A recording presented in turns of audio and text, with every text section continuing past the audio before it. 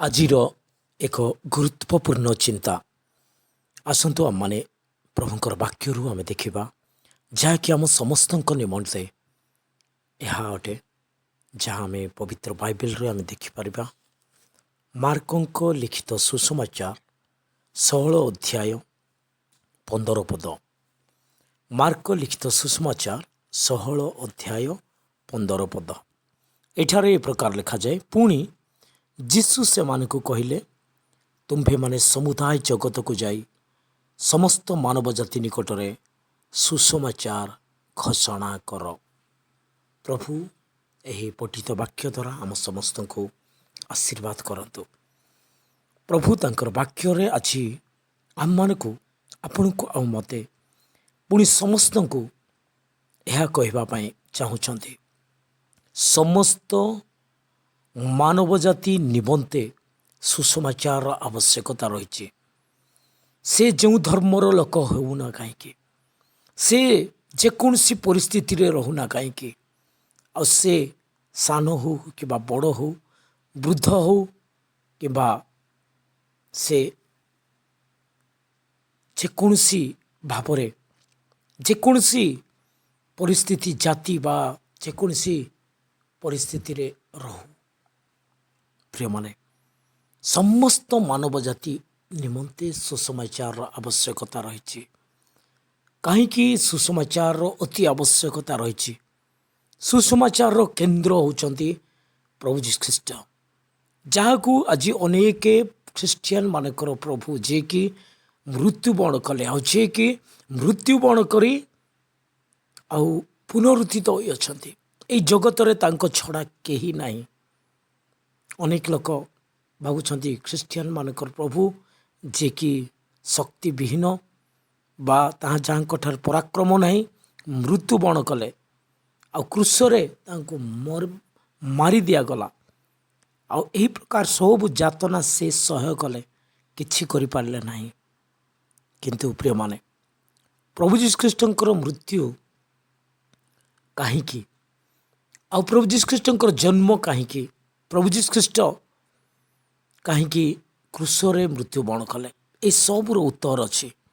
ପ୍ରଭୁ ଯୀଶୁ ଖ୍ରୀଷ୍ଟଙ୍କ ନିକଟରେ ଯେ ଶକ୍ତି ନଥିଲା କି ସାମର୍ଥ୍ୟ ନଥିଲା ବୋଲି ସେ ଯେ ଶତ୍ରୁମାନଙ୍କ ଦ୍ୱାରା ବା ଯେଉଁ ଲୋକମାନେ ତାଙ୍କୁ ବିଦ୍ଧ କଲେ କ୍ରୁଶ ଉପରେ, ଯେଉଁ ଲୋକମାନେ ତାଙ୍କୁ ମାରିଦେଲେ, ଆଉ ସେମାନଙ୍କ ଉପରେ କିଛି କରିପାରିଲେ ନାହିଁ ବୋଲି ଯେଉଁମାନେ ଚିନ୍ତା କରୁଛନ୍ତି, ସେମାନଙ୍କର ଚିନ୍ତାଧାରା ଭ୍ରମ ଅଟେ ବା ସମ୍ପୂର୍ଣ୍ଣ ଭୁଲ ଅଟେ। ଯଦି ପ୍ରଭୁ ଯୀଶୁ ଖ୍ରୀଷ୍ଟ ଯଦି ସେ ମୃତ୍ୟୁକୁ ମଧ୍ୟ କହିବା ମାତ୍ରେ ମୃତ୍ୟୁ ଲୋକ ଉଠି ପାରୁଥିଲେ, ମୃତ୍ୟୁ ଆଉ ଜୀବନ ପ୍ରାପ୍ତ ହୋଇପାରୁଥିଲା, ତାହେଲେ ସେ କ'ଣ ଗୋଟିଏ ପଦ ଯଦି ସେ ନିଜ ମୁଖରୁ ବାହାର କରିଥାନ୍ତେ, ତାହେଲେ ସମସ୍ତ ଶତ୍ରୁମାନେ ନିପାତ ହୋଇଯାଇଥାନ୍ତେ। ଆଉ ସେଭଳି ତାଙ୍କର ବାକ୍ୟରେ ବା କଥାରେ ଶକ୍ତି ଥିଲା। ଯେତେବେଳେ ଏଇ ଜଗତରେ ସେ ବସବାସ କରୁଥିଲେ, ଇଭେନ୍ ଏବେ ମଧ୍ୟ ସେ ଜୀବିତ, ଏବେ ମଧ୍ୟ ସେ ଯଦି କିଛି କହନ୍ତି କରନ୍ତି, ସେ ସବୁ ସମ୍ପୂର୍ଣ୍ଣ ମାତ୍ରାରେ ସାଧିତ ହେବ। ସେଭଳି ମହାପରାକ୍ରମ ସର୍ବଶକ୍ତିମାନ ପ୍ରଭୁ ଅଟନ୍ତି। ଏ ବିଷୟ ସମସ୍ତ ମାନବ ଜାତି ଜାଣିବାର ଅଛି। ତାହାଙ୍କର ଜନ୍ମ ବହୁତ ସ୍ୱତନ୍ତ୍ର ଥିଲା। ଅନ୍ୟ ଲୋକମାନଙ୍କ ସଦୃଶ୍ୟ ତାହାଙ୍କର ଜନ୍ମ ନଥିଲା। ତାହାଙ୍କର ବଞ୍ଚିବାର ଶୈଳୀ ବା ବଞ୍ଚିବାର ବିଷୟ ପବିତ୍ର ଜୀବନ। ସେ ପାପ କରିନଥିଲେ, ପାପ ଜାଣିନଥିଲେ, ପାପର ଲେଶ ମାତ୍ର ତାଙ୍କଠାରେ ନଥିଲା। ବଞ୍ଚିଥିବା ସମୟରେ ସେ ଦୟାରେ ବିଗଳିତ ହୋଇ ସେ ମୃତ୍ୟୁମାନଙ୍କୁ ମଧ୍ୟ ପୁନରୁତ୍ଥିତ କରୁଥିଲେ, ଉଠାଉଥିଲେ, ରୋଗୀମାନଙ୍କୁ ସୁସ୍ଥ କରୁଥିଲେ, ଆଶ୍ଚର୍ଯ୍ୟ କର୍ମ କରୁଥିଲେ, ଆଉ ନିଜେ ମଧ୍ୟ ମୃତ୍ୟୁବରଣ କରି ତୃତୀୟ ଦିନ ମୃତ୍ୟୁକୁ ଜୟ କରି ଉଠିଥିଲେ। ମୃତ୍ୟୁଞ୍ଜୟ ପରମେଶ୍ୱର ସେ। ଆଉ ସେ କହିଛନ୍ତି, ଯେଉଁମାନେ ମୋ ନିକଟରେ ବିଶ୍ୱାସ କରନ୍ତି ମୋତେ ପ୍ରଭୁ ବୋଲି, ଆଉ ସମସ୍ତଙ୍କୁ ମୁଁ ଦିନେ ଆସି ନେଇଯିବି ମୋ ନିକଟକୁ। ଆଉ ଏଇ ଜଗତରେ ଥିବା ସମୟରେ ଯଦି ପାପ ସ୍ୱୀକାର କରିବ ଜଣେ ପାପୀ, ପ୍ରଭୁ ମୋତେ ପାପ କ୍ଷମା କର, ମୋ ଜୀବନରେ ଆସ, ମୋ ଜୀବନକୁ ପରିବର୍ତ୍ତନ କର, ମୁଁ ବିଶ୍ୱାସ କରୁଛି ତୁମେ ମୋ ପାଇଁ ମରି 3 ଦିନ ପରେ ଉଠିଲ ବୋଲି, ଯେକୌଣସି ମାନବ ଜାତିର ଲୋକ ହୁଅନ୍ତି, ଯେକୌଣସି ଧର୍ମର ଲୋକ ହୁଅନ୍ତୁ, ଯେକୌଣସି ଲୋକ ବି ପ୍ରଭୁ ଯୀଶୁ ଖ୍ରୀଷ୍ଟଙ୍କୁ ନିଜର ବ୍ୟକ୍ତିଗତ ତ୍ରାଣକର୍ତ୍ତା ବୋଲି ଯଦି ବିଶ୍ୱାସ କରେ ସେ ଆଉ ବିନଷ୍ଟ ହେବ ନାହିଁ। ଏ ଜଗତରେ ଥିବା ସମୟରେ ବି ଶାନ୍ତି ଆନନ୍ଦ ପ୍ରାପ୍ତ ହେବ। ଆଉ ସେ ମୃତ୍ୟୁବରଣ କଲେ ବି ପ୍ରଭୁଙ୍କ ନିକଟରେ ସ୍ୱର୍ଗରେ ସବୁବେଳେ ସେ ରହିବ। ଏଇ ମନ୍ଦ ଜଗତରେ ବି ଶାନ୍ତି ଆନନ୍ଦ ଆଉ ସତ୍ୟତାର ଜୀବନରେ ସେ ଆଗକୁ ବଢ଼ିବ।